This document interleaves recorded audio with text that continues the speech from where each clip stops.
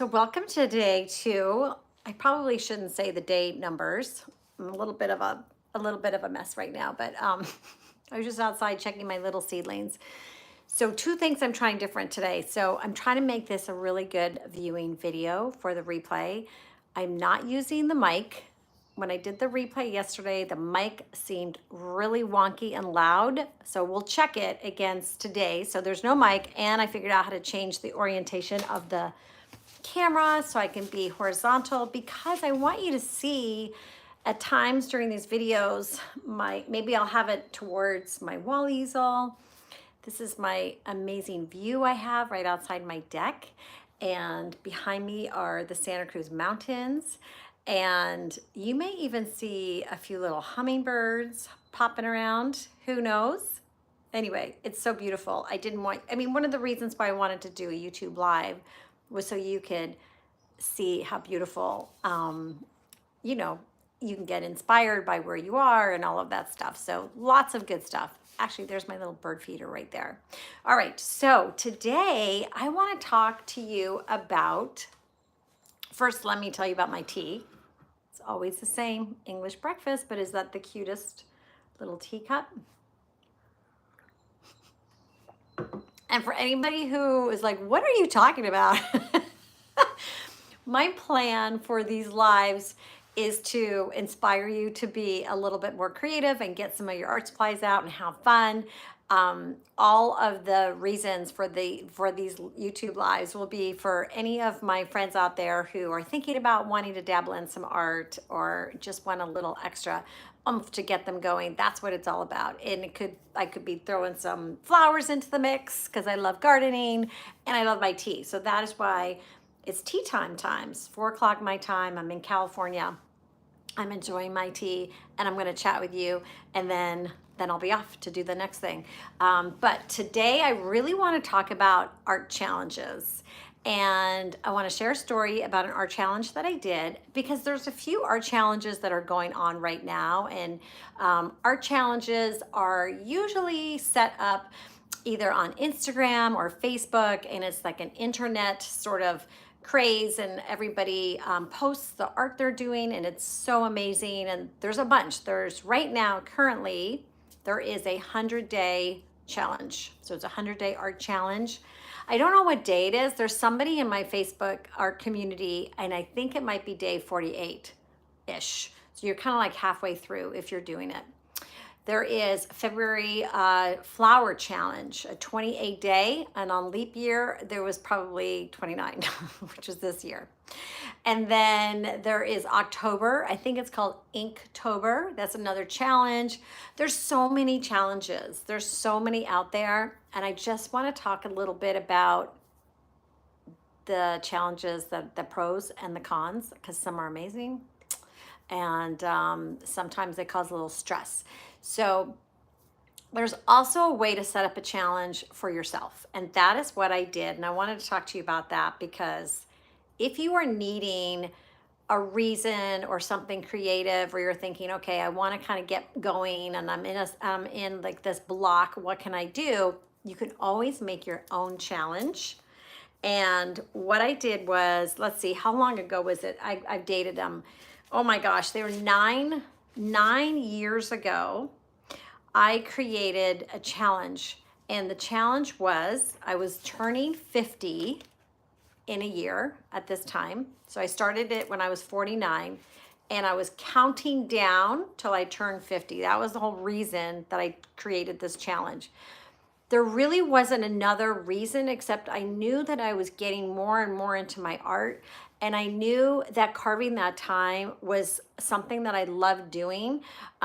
But I kind of was like, all right, I'm counting down till I'm 50. I would like to have a challenge. And it was huge. It was 365 days. I don't think I could ever do that again, but I did it, and it has changed so much in my life. So I wanted to share that with you.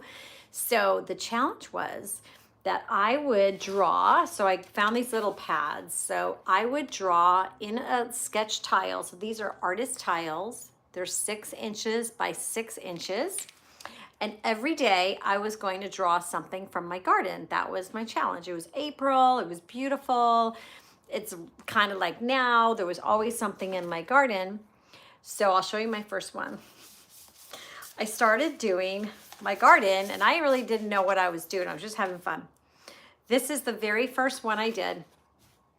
And I can't tell if it's backwards on here for you or me, but anyway, I'm sorry if it's backwards, but you get the hint. It was a pen and ink.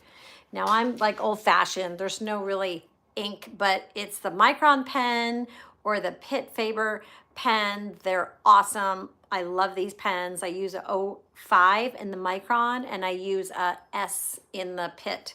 And I just drew. And I thought at the time when I did this challenge, I thought I was going to be doing it like a diary. And so I have day one. And I wrote, this old Carmel Valley stone stairs. This old Carmel Valley stone stairs to my garden is part of the original landscape from 1938. That's when our house is from 1938, which is kind of fun.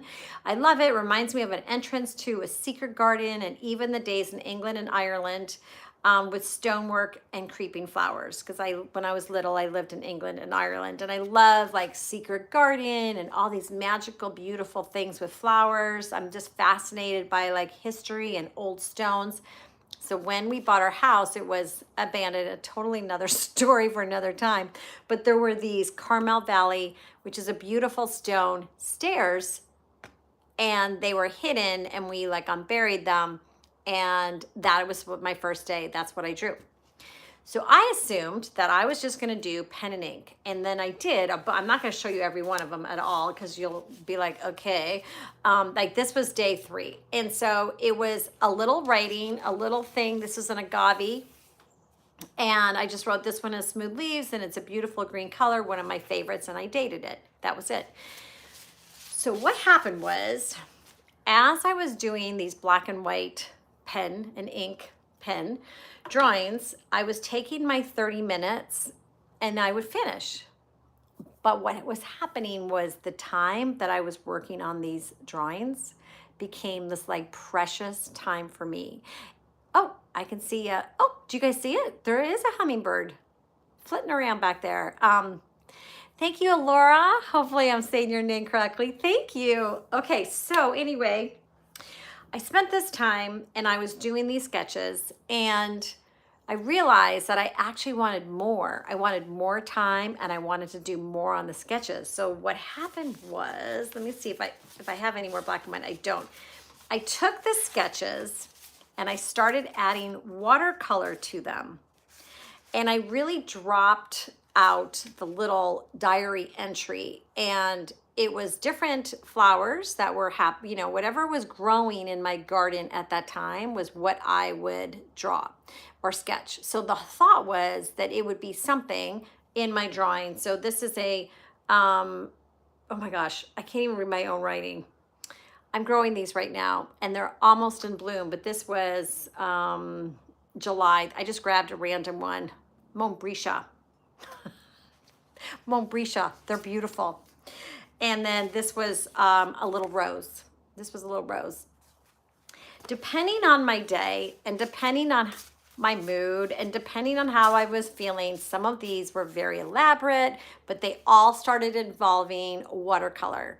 And I just fell in love this year of drawing. And I want to show you, I'm going to show you the last one, not the last one, but one in a product I made in a minute. But the story is like, as I was doing this art, a few things happened. And this is what happens with challenges. A few things happened. And one of them is I just got better at doing it. I didn't plan on it. It wasn't like the idea of the challenge. It wasn't that I'm going to start this and on the last day I'm going to be better at it. It just happened. It's like these things happened.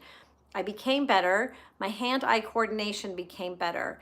So either I had the flower in front of me or I would take a photo of the flower in the garden and then I would have the iPad or my phone and the drawing next to me. So the eye, from my eye onto the pad to the paper, just got better each day because I was practicing. So when I think about this 360-day, 5-day challenge, it really was just a year of practice. Really, that's truly what it became, a year of practice.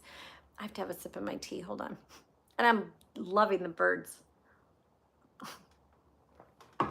they're fighting over a humming. Do you see that? There's a hummingbird feeder right behind there. So anyway, I lost my train of thought with the hummingbirds. The other thing that happened was I was carving out this special time and I became really disciplined. And so it was the same time each morning. I got up a little earlier every morning so I could have this art time for me. And then after like 2 months, I was like, oh, I got to keep this up. And then I just never stopped. There was 2 days in the whole entire year where I felt pretty crappy. And I remember like, I have to do this. I was posting it on Instagram too. And it wasn't so much of that as it was like my own thing. Like I would feel guilty if I didn't finish. So I got through those 2 days and I probably did something in 5 minutes, and it doesn't matter.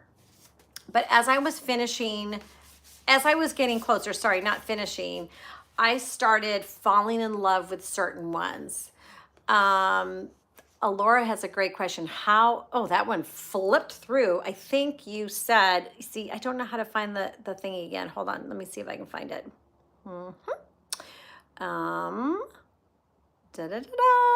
I think, Alora, would you write that again for me in the comment? Oh, wait, here's a little comment thing.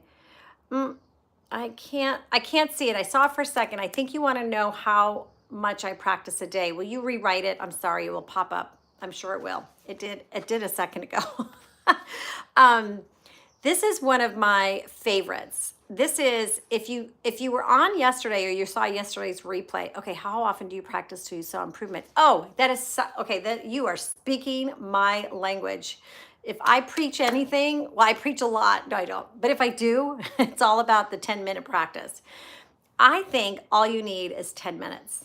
I really do. If you practice every day, 10 minutes, that's all you need to get into this hand-eye coordination. What will happen is you will realize, I hope, that when the 10 minutes are up, you want to keep going. Like, it's not like 10 minutes of guitar practice. No offense for all the guitarists out there. It's not like 10 minutes of piano practice. You know what I mean? It's not like you're like, I have to practice. I think what will happen is as you draw and you create for the 10 minutes, that 10 minutes will turn to 20. So what happened when I was doing my art here is I only carved out 30 minutes. I knew I couldn't do I'm back. I am so sorry. I don't even know what happened. I hit a button. It's continuing. All right. So, Alora, where were we? Anyway, you guys, this better not be an issue with my internet, because how am I going to do this? If it's an issue, we'll have to even try on my desktop tomorrow. Maybe we'll experiment. Every day will be an experiment. Okay. So if you start with 10 minutes and then eventually you will want, I did 30 minutes and it ended up being an hour because I loved it so much. But really, if you took 10 minutes and then you made it 20 minutes, you are going to see such an improvement. So the beginning of this little rock to this is definitely improving each day. And what happened was, as I was getting these flowers made, I had 365 flowers in front of me. And it was a couple years that went by that I realized, oh, I could probably do something with these flowers. So I ended up creating a line of tea towels. And this is that flower right here, the one I just showed you. So I think it's, are we upside down? Oh, yep, we're upside down. This is that exact flower. So I ended up taking my favorite flowers and scanning them on my little desktop scanner, and then placing them in a design and creating a line of tea towels. And the part of this challenge that I want to talk about is that I never intended for that to happen. It wasn't like, I'm going to do this and I'm going to get better, and then I'm going to make a line of flour sack towels, which are still popular today. I only did it because I was counting down to my birthday. And then this huge thing happened. The towels are one of my most popular products. My art practice got better and the discipline was better. So all of these positive things happened with my challenge. The challenge was something that I set myself. I decided nobody was doing that type of a challenge. I just was like, I'm going to do this challenge. But I want to also talk about the downside to challenges. So if you are thinking about doing a challenge because you want to improve your practice, let's say you just want to practice a little bit more, okay? Then maybe I would set a timer and do 10 minutes a day, like Laura was talking about. Like maybe I'll just do 10 minutes a day, and that's my challenge. I'm going to go for 1 week, or I'm going to go for 30 days. Like I would never recommend anybody do a year challenge. I must have been obsessed with something to get that done. When you do challenges that are in a group that are led from the internet or something like the 100-day challenge or the 28-day challenge or the October Ink challenge, here's what I want to tell you. I want to tell you this. It's okay to start. It's okay to stop. It's okay to go on day 7. It's okay to finish at day 5. It's okay to do anything you want, because none of these challenges need or are meant for any stress. They're meant to encourage you to get out of a creative block and to just do something fun. It really pains me when I see artists online or talking about how like they have to slog through the next few days to get their challenge done, and they're not getting the joy and the love they had. You can always stop. You can always start. You can always jump onto a challenge at the very end. People on the 100-day challenge are saying, I'm on day 12 and it's day 40. That's fine. But there is a lot of positive things to having that discipline. And so now what I do, and I'm going to share that in this YouTube little tea time chat. Let me just have a little sip of my tea. I should really have my pinky up. The whole idea of these chats are by the time this tea is done, I'm back on my business stuff. But the part is like right now, I'm not doing those types of drawings in a challenge. I'm actually just sitting in my morning practice and painting circles every day. That's like what I do. And that takes about maybe 6, 7, 8 minutes. And that's really fun. So I encourage you to think about setting something up for yourself, whether it's a week, whether it's 10 days, whether it's a month. It doesn't matter. And if you are in a challenge right now and it's stressful, then just stop doing it, you know? But the main thing is there are some benefits, and it's definitely discipline. You're going to get better at whatever you practice. Just think of any sports analogy, from a basketball player to practicing every day to a pianist practicing. It's the same with your art. It's the same thing with your hand and your eye coordination.